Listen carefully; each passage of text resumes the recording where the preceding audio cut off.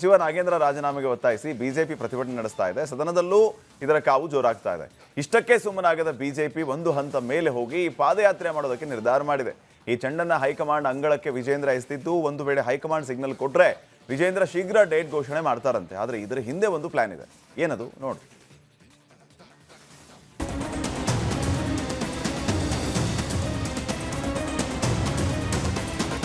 ಇದೇನಪ್ಪ, ನಮ್ಮ ಗೋವಿಂದಣ್ಣ ಇವತ್ತು ಎರಡು ವಿಚಾರನೂ ನಾಗೇಂದ್ರದ್ದೇ ತಂದಿದ್ದಾರೆ ಅನ್ಕೋಬೇಡಿ.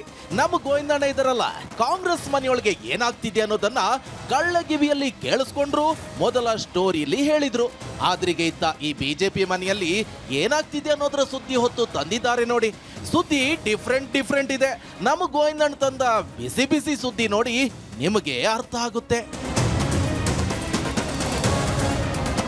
ಹೌದಪ್ಪ, ಹೀಗಂತೂ ರಾಜಕೀಯದಲ್ಲಿ ಒಂದೇ ಸದ್ದು, ಅದು ಸಚಿವ ನಾಗೇಂದ್ರನ ರಾಜೀನಾಮೆ ಪಡೆಯುವ ಸುದ್ದಿ. ಎರಡೂ ಕಲಾಪಗಳಲ್ಲಿ ಜನರು ರೈತರ ಸಮಸ್ಯೆಗಳ ಬಗ್ಗೆ ಚರ್ಚೆ ಮಾಡಬೇಕಾದ ಜನಪ್ರತಿನಿಧಿಗಳು ಬರೀ ನಾಗೇಂದ್ರ ರಾಜೀನಾಮೆ ಪಡೆಯಲು ತುದಿಗಾಲಲ್ಲಿ ನಿಂತಿದ್ದಾರೆ. ಇದಕ್ಕೆ ಎರಡೂ ಕಲಾಪಗಳು ಬಲಿಯಾಗ್ತಾನೆ ಇವೆ. ಆದ್ರೆ ವಿಷಯ ಏನಪ್ಪ ಅಂತ ಹೇಳಿದ್ರೆ, ಅದೇ ನಮ್ಮ ಗೋವಿಂದಣ್ಣ ಇದ್ದಾರಲ್ಲ, ಹೀಗೆ ಬಿಜೆಪಿ ಬೀಟ್ ಹೋಗಿದ್ರಂತೆ.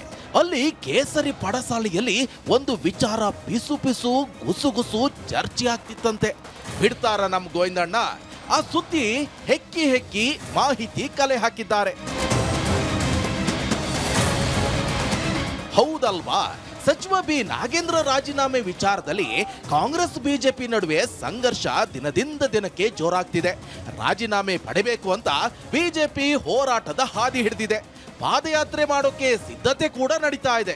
ಆದ್ರೆ ಈ ಪಾದಯಾತ್ರೆ ಎಲ್ಲಿ ಶುರುವಾಗಬೇಕು, ಹೇಗೆ ನಡೆಸಬೇಕು ಅನ್ನೋ ಲೆಕ್ಕಾಚಾರ ಮಾತ್ರ ಬಿಜೆಪಿಯೊಳಗೆ ಬದಲಾಗಿದೆಯಂತೆ ಅನ್ನೋದು ಗುಸು ಗೋವಿಂದಣ್ಣನ ಕಿವಿಗೆ ಬಿದ್ದಿದೆಯಂತೆ.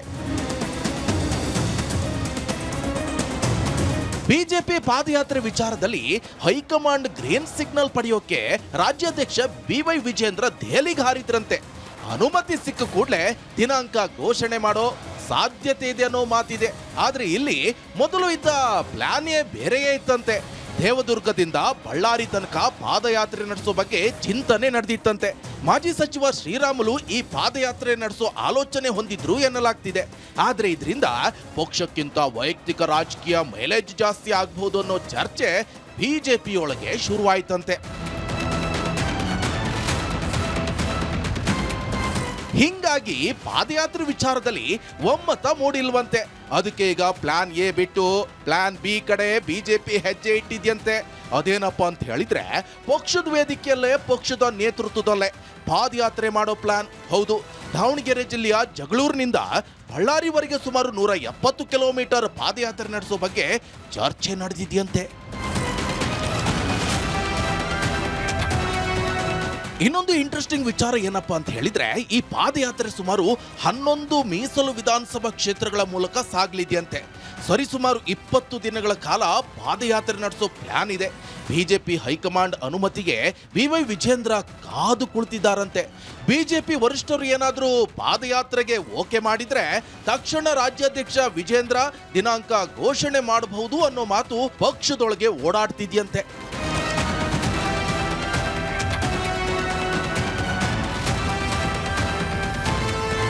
ಇದೆಲ್ಲ ಒಂದ್ ಸೈಡ್ ಇಡಿ. ಆದ್ರೆ ನಮ್ಮ ಗೋವಿಂದಣ್ಣನ ಕಿವಿಗೆ ಬಿದ್ದಿರೋ ಮತ್ತೊಂದು ಗುಸು ಇನ್ನೂ ಇಂಟ್ರೆಸ್ಟಿಂಗ್. ಹೌದು, ಕಾಂಗ್ರೆಸ್ ಸರ್ಕಾರ ರಚನೆ ಆದಾಗಿನಿಂದಲೂ ಬಿಜೆಪಿ ಒಂದಲ್ಲ ಒಂದು ವಿಷಯಕ್ಕೆ ಸದನದ ಒಳಗೂ ಹೊರಗೂ ಹೋರಾಟ ಮಾಡ್ತಾನೆ ಬರ್ತಿದೆ. ಮೊನ್ನೆ ವಿಧಾನಸೌಧ ಮೊಗಸಾಲೆಯಲ್ಲಿ ಪ್ಲೇ ಕಾರ್ಡ್ ಹಿಡ್ಕೊಂಡು ಜೋರು ಪ್ರತಿಭಟನೆ ಮಾಡಿದ್ರು. ಈಗ ನಾಗೇಂದ್ರ ರಾಜೀನಾಮೆ ವಿಚಾರವನ್ನೇ ಮುಂದಿಟ್ಕೊಂಡು ಪಾದಯಾತ್ರೆ ಮೂಲಕ ಆ ಹೋರಾಟಕ್ಕೆ ತಾರ್ಕಿಕ ಅಂತ್ಯ ಕೊಡೋ ಪ್ಲಾನ್ ಬಿಜೆಪಿ ಮಾಡಿದ್ಯಂತೆ.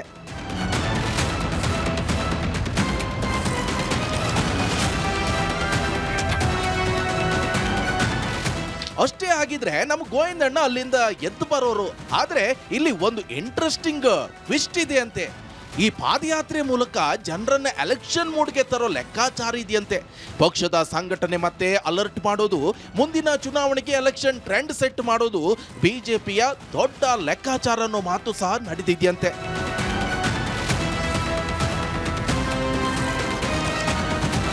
ನಮ್ಮ ಗೋವಿಂದಣ್ಣ ಕಂಡಂತೆ ಪಾದಯಾತ್ರೆ ನೆಪದಲ್ಲಿ ಎಲೆಕ್ಷನ್ ಮೂಡ್ಗೆ ಬಿಜೆಪಿ ಎಂಟ್ರಿ ಕೊಡ್ತಿದ್ಯಾ ಅಥವಾ ಗೋವಿಂದಣ್ಣನ ಕಿವಿಗೆ ಬಿದ್ದಿರೋ ಗುಸುಗುಸು ಬರೀ ರಾಜಕೀಯ ಲೆಕ್ಕಾಚಾರನ ಅನ್ನೋದು ಕೇಸರಿ ನಾಯಕರು ಬೀದಿಗಿಳಿದ ಮೇಲೆಯೇ ಪಕ್ಕ ಆಗೋದು.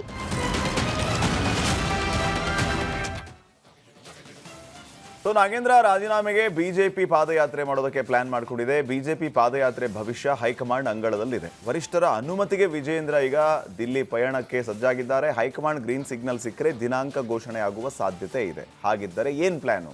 Plan A to plan B ಏನದು? ಪ್ಲಾನ್ ಎ ಬದಲಾಗಿ ವಿಜಯೇಂದ್ರ ಪ್ಲಾನ್ ಬಿ ಪ್ರಸ್ತಾಪವನ್ನು ಕೂಡ ಮಾಡ್ತಾರಂತೆ. ಪ್ಲಾನ್ 1ರ ಪ್ರಕಾರ ದೇವದುರ್ಗದಿಂದ ಬಳ್ಳಾರಿ ಪಾದಯಾತ್ರೆ ಮಾಡೋದು. ಶ್ರೀರಾಮುಲು ಕಡೆಯಿಂದ ಪಾದಯಾತ್ರೆಗೆ ಚಿಂತನೆ ಕೂಡ ನಡೆದಿತ್ತು. ಇದು ವೈಯಕ್ತಿಕ ಪೊಲಿಟಿಕಲ್ ಮೈಲೇಜ್ ಅನ್ನುವಂಥ ಚರ್ಚೆ ಆದ ಹಿನ್ನೆಲೆ ಪಾದಯಾತ್ರೆ ವಿಚಾರಕ್ಕೆ ಬಿಜೆಪಿ ಒಳಗಡೆ ಒಮ್ಮತ ಮೂಡಲಿಲ್ಲ. ಒಮ್ಮತ ಮೂಡದ ಕಾರಣಕ್ಕೆ ಪ್ಲಾನ್ ಎ ಬದಲಾಗಿ ಪಕ್ಷದಿಂದಲೇ ಪಾದಯಾತ್ರೆ ಮಾಡಬೇಕು ಅಂತ ತೀರ್ಮಾನ ಮಾಡಲಾಗಿದೆ. ಪಕ್ಷದ ವೇದಿಕೆಯಲ್ಲಿ ಪಾದಯಾತ್ರೆ ನಡೆಸಬೇಕು ಅನ್ನೋ ಪ್ಲಾನ್. ಜಗಳೂರು ಕ್ಷೇತ್ರದಿಂದ ಬಳ್ಳಾರಿವರೆಗೆ ಪಾದಯಾತ್ರೆ ಮಾಡೋದು. 11 ಮೀಸಲು ವಿಧಾನಸಭೆ ಕ್ಷೇತ್ರಗಳಲ್ಲಿ ಈ ಪಾದಯಾತ್ರೆ ಸಾಗಲಿಕ್ಕಿದೆ. ಸೊ ಎಲೆಕ್ಷನ್ಗೆ ಪಾದಯಾತ್ರೆಯ ಕಹಳೆಯನ್ನು ಮೊಳಗಿಸ್ತಾರ ಬಿಜೆಪಿ ಅವರು. ಪಾದಯಾತ್ರೆ ನಡೆಸುವ ಮೂಲಕ ಎಲೆಕ್ಷನ್ ಮೂಡ್ ಕ್ರಿಯೇಟ್ ಮಾಡೋದು, ಎಲೆಕ್ಷನ್ ಟ್ರೆಂಡ್ ಸೆಟ್ ಮಾಡೋದಕ್ಕೆ ಬಿಜೆಪಿ ಅವರು ಪ್ಲಾನ್ ಮಾಡ್ತಾ ಇದ್ದಾರೆ.